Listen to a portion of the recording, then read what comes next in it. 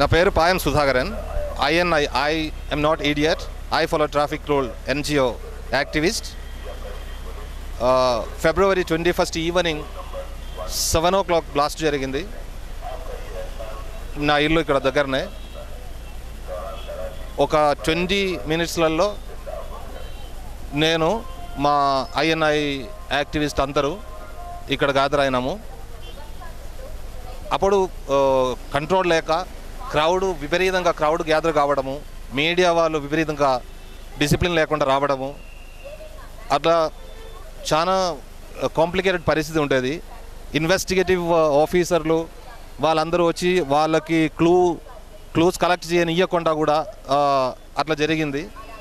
మా ట్రాఫిక్ మాత్రం విపరీతంగా ట్రాఫిక్ బ్లాక్ అయ్యాయి. అంబులెన్స్లకి మిగతా వెహికల్స్లకి రాకపోవడం ఇబ్బంది కలిగినాయి. అప్పుడే పొలిటీషియన్స్ అనవసరంగా క్రౌడు వాళ్ళందరూ వచ్చి ట్రాఫిక్ పరిస్థితి చాలా ఘోరంగా చేశారు.